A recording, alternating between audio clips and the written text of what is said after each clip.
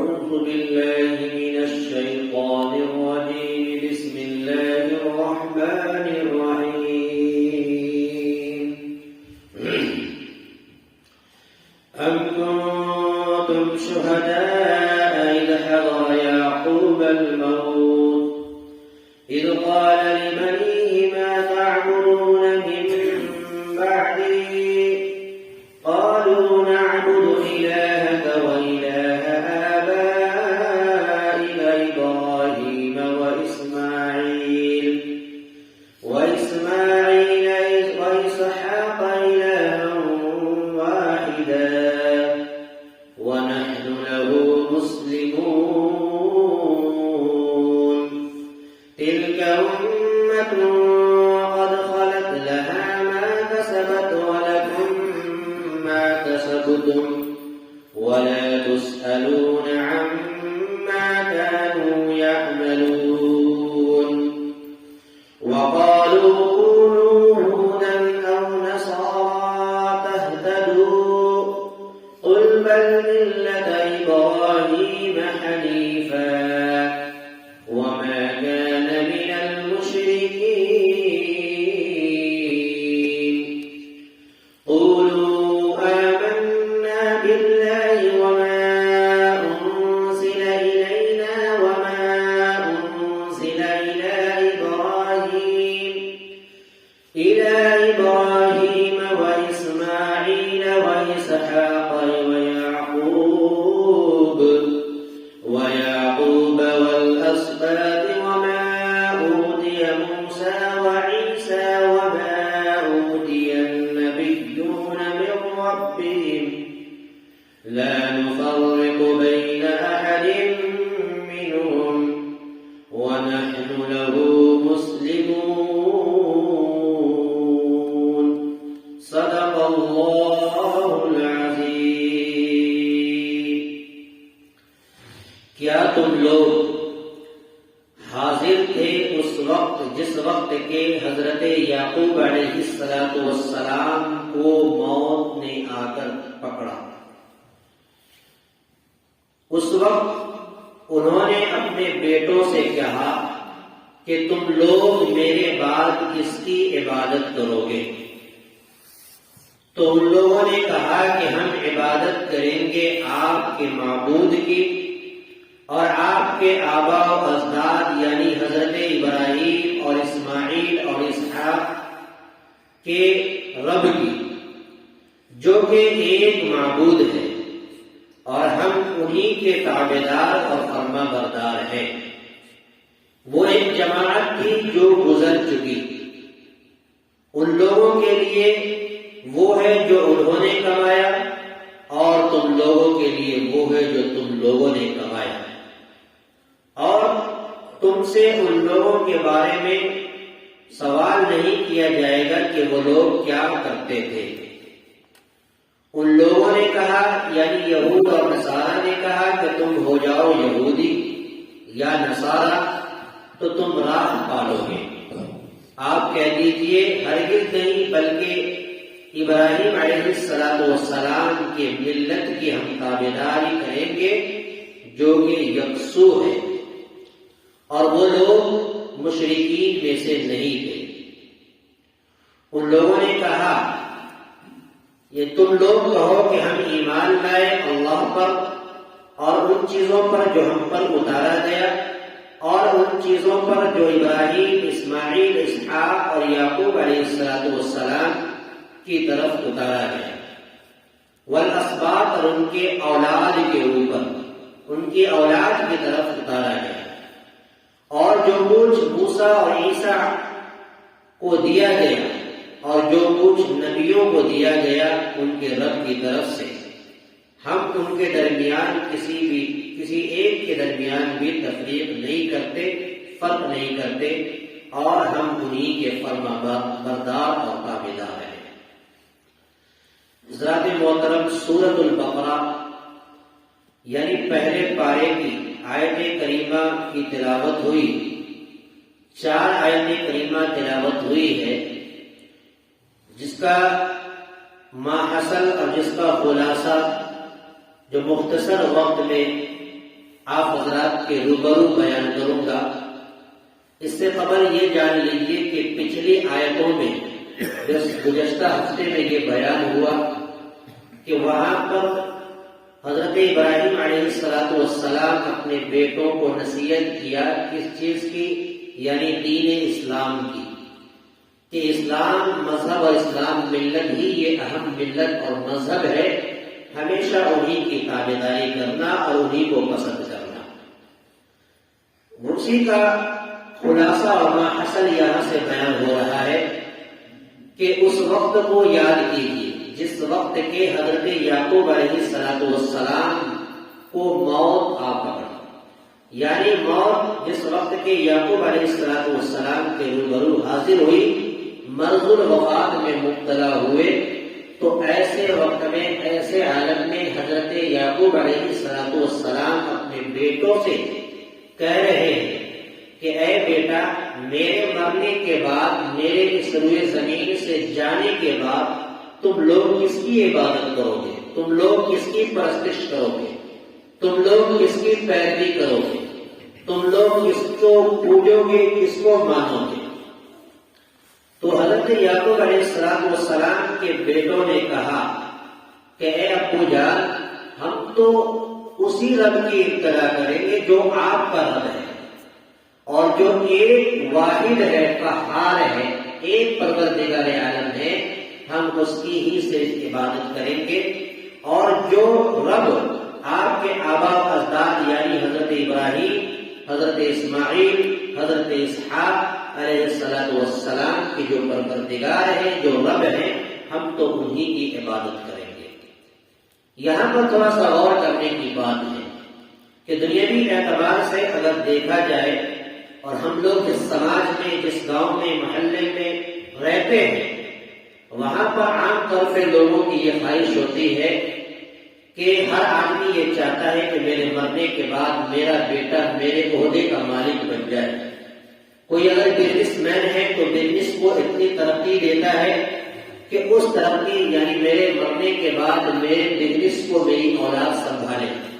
کوئی اگر کاشتکار ہے تو اپنی کھیتی باڑی کو اتنی ترقی دیتا ہے کہ اپنی اولاد یعنی میری اولاد میرے بعد سنبھالے۔ اسی طریقے سے کوئی کارخانے یا کمپنی یا کسی ایجنسی کا مالک ہے تو اس بات کی کوشش کرتا ہے کہ میرے بعد میری اولاد اس کو سنبھالے۔ لیکن حضرت یعقوب علیہ السلام آخری وقت میں اپنے بیٹوں کو جو نصیحت کر رہے ہیں، وہ نصیحت کسی مال کی نہیں، کسی دولت کی نہیں، کسی ایجنسی کی نہیں، اور کسی بھی جو ہے چیز کی نہیں، بلکہ اپنی اولاد کی جو فکر کر رہے ہیں وہ ایک رب کی عبادت کرنے کے بارے میں ان کا امتحان لے رہے ہیں کہ اے بیٹے، میرے مرنے کے بعد تم کس کی عبادت کرو گے؟ تو بیٹے بھی نبی تھے اور انہوں نے برجستہ کہا کہ اے ابو جان، اے میرے والد محترم، ہم کس کی عبادت کریں گے؟ جو آپ کا رب ہے، جو آپ کے آبا و اجداد کا رب ہے، ہم تو انہی کی عبادت کریں گے اور ہمیشہ انہی کے تابعدار اور انہی کے فرما بردار بن کر کے رہیں گے۔ یہ چیز حضرت وقت کے ایک نبی یعنی حضرت یعقوب علیہ السلام اپنے بیٹوں سے کہہ رہے ہیں۔ ام کنتم شہداء، کیا تم لوگ اس وقت حاضر تھے؟ شہداء گواہ تھے، حاضر تھے۔ اذ حضر، جس وقت کے حاضر ہوئی یعقوب علیہ السلام کے پاس موت آئی۔ اذ قال لبنیہ، تو جس وقت کے اس وقت انہوں نے اپنے بیٹوں سے کہا، ما تعبدون، تم لوگ کس کی عبادت کرو گے؟ من بعدی، میرے بعد، میرے مرنے کے بعد کس کی عبادت کرو گے؟ قالوا نعبد، تو ان کے بیٹوں نے کہا کہ ہم عبادت کریں گے الہ کا، آپ کے رب کی، وَإِلَٰهَ آبَائِكَ، آپ کے آبا و اجداد کے رب کی، معبود کی، ابراہیم و اسماعیل و اسحاق الہ واحدہ، کہ جو ابراہیم اور اسماعیل اور اسحاق کا جو رب ہے، ہم ان رب کی عبادت کریں گے آپ کے مرنے کے بعد، الہ واحدہ، جو ایک معبود ہے، کوئی ایک ہے جس کی ہم عبادت کریں گے، ہم انیک کی عبادت نہیں کر سکتے۔ وَنَحْنُ لَهُ مُسْلِمُونَ، اور ہم اسی کے فرما بردار اور اسی کے تابعدار بن کر کے رہیں گے۔ اگلی آیت کے اندر کہا تلک امۃ قد خلت لہا، کہ وہ ایک جماعت تھی جو گزر چکی، اور وہ ایک قوم تھی، ایک قبیلہ تھی جو گزر چکے، اور وہاں پر ان لوگوں نے اپنے جیتے زندگی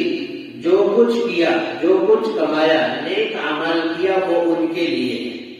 اسی طریقے سے جو لوگ بد اعمال کیا وہ ان کے لیے ہے، اور تم لوگ جو نیک اعمال کرو گے وہ تمہارے لیے ہوگا، تمہارے نامہ اعمال میں درج ہوگا۔ اس آیت کریمہ سے ایک بات تو بالکل صاف ہو گئی کہ کوئی آدمی یہ نہیں کہہ سکتا کہ ہمارے آباء و اجداد میں بڑے بزرگ تھے، بڑے رہنما تھے، اور بڑے نیک، پارسا، متقی اور پرہیزگار تھے، لہذا ہم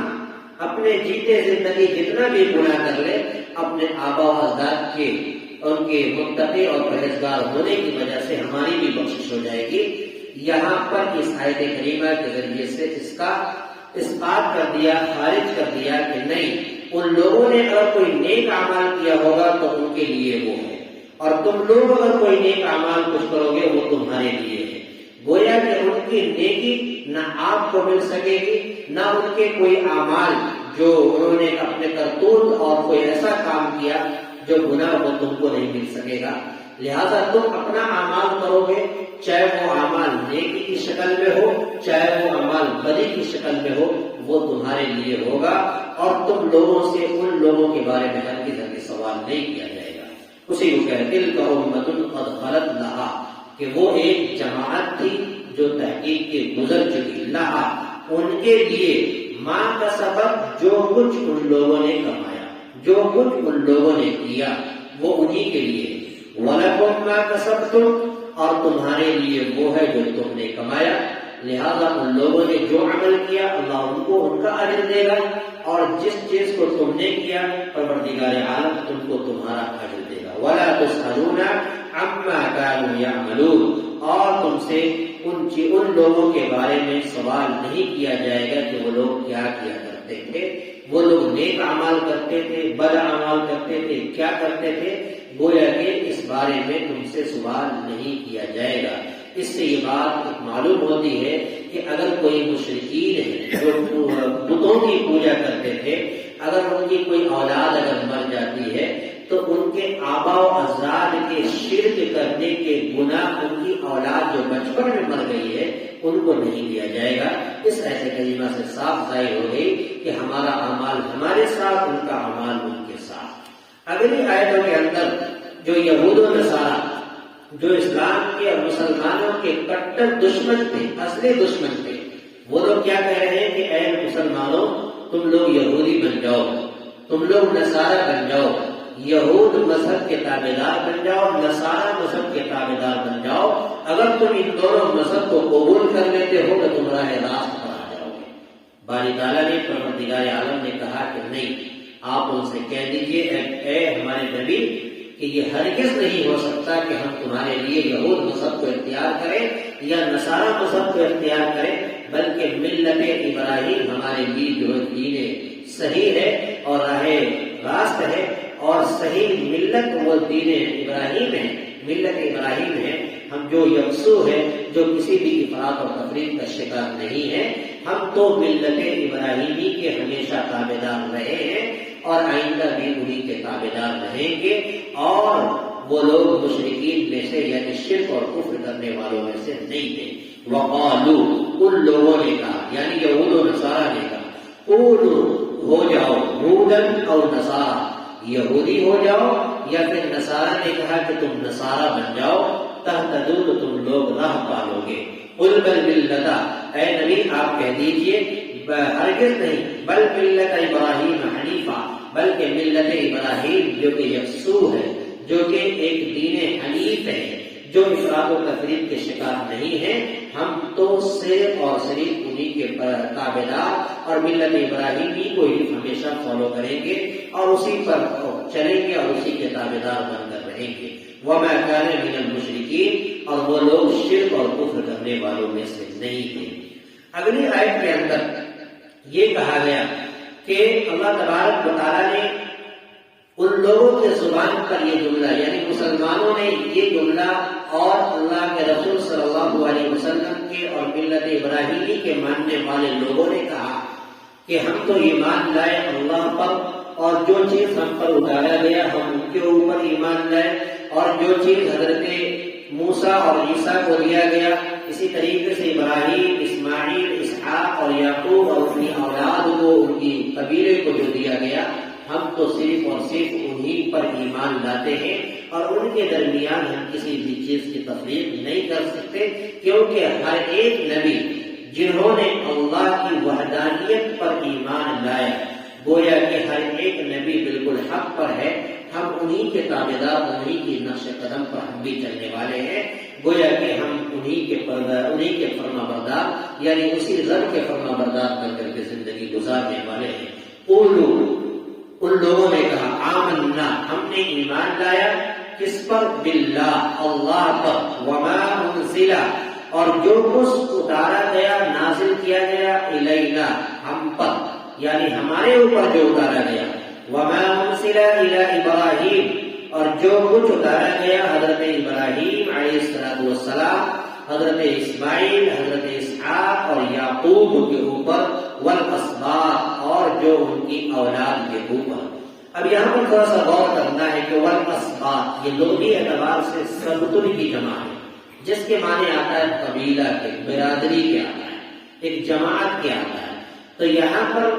اللہ تبارک و تعالیٰ نے والاسباط ادار کر کے ان کی اولاد کو مراد دیا، جبکہ اس کا معنی قبیلے کے۔ تو اس کو تھوڑی سی وضاحت یہ سمجھ لیں کہ والاسباط سے مراد حضرت یعقوب علیہ السلام کی 12 اولادیں ہیں۔ حضرت ابراہیم علیہ السلام کی 2 شادی، حضرت ہاجرہ اور حضرت سارہ، حضرت ہاجرہ سے اسماعیل علیہ السلام اور حضرت سارہ سے حضرت اسحاق علیہ السلام۔ اسی طریقے سے حضرت اسماعیل اور حضرت اسحاق جو حضرت ابراہیم کے دونوں اولاد ہیں، حضرت اسحاق سے یعقوب علیہ السلام ہوئے، اور یعقوب علیہ السلام سے 12 اولاد ہوئی ہے،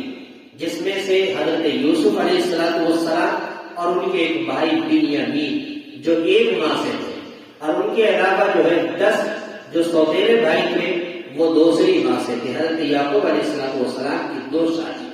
اور گویا کہ حدیث کے اندر آتا ہے کہ حضرت یعقوب کے جو 12 بیٹے تھے، 12 بیٹوں میں اتنے نبی پیدا ہوئے ہیں جو ہر ایک بیٹے کے ایک قبیلہ آباد ہو گیا، ایک بہت بڑا قبیلہ بن گیا۔ تو گویا کہ اسباط کہہ کر کے اسی قبیلے کی طرف اشارہ ہے کہ وہ ایک قبیلہ بن گئے تھے۔ یقیناً کہا جاتا ہے کہ بہت زیادہ نبی اور رسول کی جو تعداد ہوئی ہے وہ انہی کے نسل میں، یعنی حضرت ابراہیم علیہ السلام سے جو اسحاق علیہ السلام ہوئے، اور انہی سے یعقوب علیہ السلام ہوئے، اور پھر انہی کے نسل سے جو ہے اللہ تبارک و تعالیٰ نے 12 اولادیں پیدا کی، جس میں حضرت یوسف علیہ السلام، اور اسی طریقے سے انہی کی ایک اولاد یعنی حضرت اسماعیل علیہ السلام سے اللہ کے رسول صلی اللہ علیہ وسلم جو آخری پیغمبر ہوئے انہی کی نسل سے نکلی۔ تو گویا کہ ان کی نسل میں جتنے انبیاء علیہ السلام پیدا ہوئے ہیں، چند نبیوں کے علاوہ اور چند گنتی کے رسول اور نبی کے علاوہ زیادہ تر جو اولادیں ہوئی ہیں اور زیادہ تر جو نبی اور رسول اللہ تبارک و تعالیٰ نے پیدا کیا ہے وہ حضرت ابراہیم علیہ السلام، یعنی حضرت ابراہیم، اسماعیل، اسحاق اور یعقوب علیہ السلام کے نسل بعد نسل سلسلہ چلا ہے۔ اسی کی طرف اشارہ ہے والاسباط، جو ان کی اولاد پر یعنی اتارا گیا اللہ تبارک و تعالیٰ نے، ہم انہی کی اتباع کرنے والے ہیں۔ وما اوتي موسیٰ و عیسیٰ، اور جو کچھ اللہ تعالیٰ نے موسیٰ علیہ السلام کو دیا گیا اور عیسیٰ علیہ السلام کو عطا کیا گیا، ہم ان پر ایمان لاتے ہیں۔ وما اوتي النبیون من ربهم، اور جو کچھ اس سے قبل جتنے بھی نبیوں کو دیا گیا ان کے رب کی طرف سے، ہم ان تمام چیزوں پر ایمان لاتے ہیں۔ اسی طریقے سے کہا آگے کہ لا نفرق بین احد منهم، کہ ہم ان میں سے کسی بھی ایک کے درمیان تفریق اور فرق نہیں کر سکتے، کہ جو بھی انبیاء علیہ السلام، جو بھی رسول روئے زمین پر آئے ہیں، جنہوں نے بھی اللہ کی اتباع کی، کسی نہ کسی اعتبار سے انہوں نے ایک خدا کو مانا، ایک خدا کی پرستش کی اور ایک خدا کو عبادت کرنے کا اپنے ماننے والوں کو حکم دیا۔ ہم تو انہی کے درمیان ہیں اور ان میں سے کسی ایک کی تفریق نہیں، بلکہ ہر ایک پیغمبر ایک رسول قابل تقلید ہے۔ وَنَحْنُ لَهُ مُسْلِمُونَ، اور ہم انہی کے تابعدار اور انہی کے فرما بردار ہیں۔ آج کے اس آیت کریمہ سے، آج کے درس قرآن سے ہمیں بہت بڑا پیغام ملا کہ ہم جس حال میں رہے، جس انداز میں رہے، ہمیشہ اللہ تبارک و تعالیٰ کی فرما برداری کے لیے اپنے آپ کو بھی تیار رکھے اور اپنی آل اولاد کو، اپنی نسل کو بھی تیار رکھے، کیونکہ اللہ کے پیارے حبیب سرور دو عالم صلی اللہ علیہ وسلم جو ہمارے اور آپ کے پیغمبر ہیں، ان کو بھی بعض مقامات پر یہ حکم دیا گیا اور کہا گیا وَأَنذِرْ عَشِيرَتَكَ الْأَقْرَبِينَ کہ اے نبی، اے حبیب، آپ اپنے قریبی رشتے داروں کو جو اللہ سے ڈرائیے اور ان کو جو ہے نماز کے بارے میں بھی تلقین کیجیے، جیسا کہ دوسری آیت کریمہ میں کہا گیا وَأْمُرْ أَهْلَكَ بِالصَّلَاةِ وَاصْطَبِرْ عَلَيْهَا کہ آپ اپنے اہل والوں کو نماز کا حکم دو اور خود بھی اس کے اوپر قائم رکھو۔ اسی طریقے سے اور آیت کریمہ جس کے اندر کہا گیا یا ایھا الذین آمنوا قوا انفسکم واہلیکم نارا کہ ایمان والو اپنے آپ کو بھی اور اپنے گھر والوں کو، اہل عیال کو بھی جو ہے اللہ کی آگ سے بچاؤ۔ معلوم یہ چلا کہ ہر انسان کے اوپر یہ ذمہ داری عائد ہوتی ہے کہ جس طریقے سے ہم اور آپ اپنی اولاد کے لیے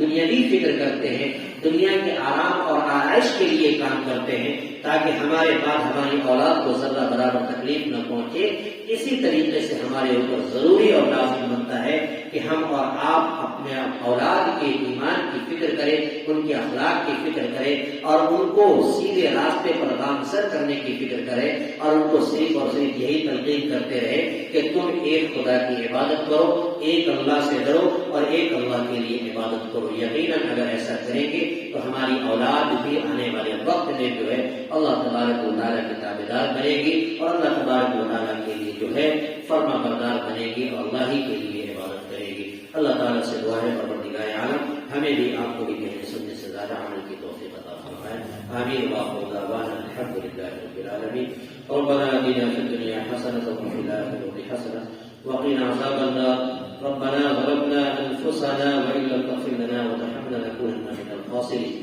یا الہ العالمین رب کریم مولا کریم پروردگار عالم، اے اللہ قرآن مقدس کی 4 آیت کریمہ کے اندر سے قرآن اور سبق پڑھا گیا، اے اللہ، اے مولا کریم، اے باری تعالیٰ، ان تمام فرمان پر ہم سب کو عمل کرنے کی توفیق عطا فرما۔ اے اللہ آج کے سبق پر، آج کے درس قرآن پر ہم سب کو عمل پیرا ہونے کی توفیق عطا فرما۔ اے اللہ جو باتیں قرآن کی آیتوں سے ہمیں اور آپ کو اور یہاں پر پیغام ملا ہے، اے اللہ ہم سب کو اور تمام سامعین کو اس پر عمل کرنے کی توفیق عطا فرما۔ اے اللہ ہمیشہ ہمیں طیبی معاملے میں رہ کر، اے اللہ ہمیشہ اپنی اولاد کی، اپنے نسل کے ایمان کی فکر کرنے کی توفیق عطا فرما۔ اے اللہ ہم سب کو اپنے دین کے لیے قبول فرما۔ مولا ہماری دعاؤں کو اپنے حبیب پاک صلی اللہ علیہ وسلم کے صدقے سے فعل میں قبول عطا فرما۔ ربنا تقبل منا انك انت السميع العليم وتب علينا انك انت التواب الرحيم، وصلى الله تعالى على خير خلقه محمد وعلى آله وأصحابه أجمعين برحمتك يا أرحم الراحمين.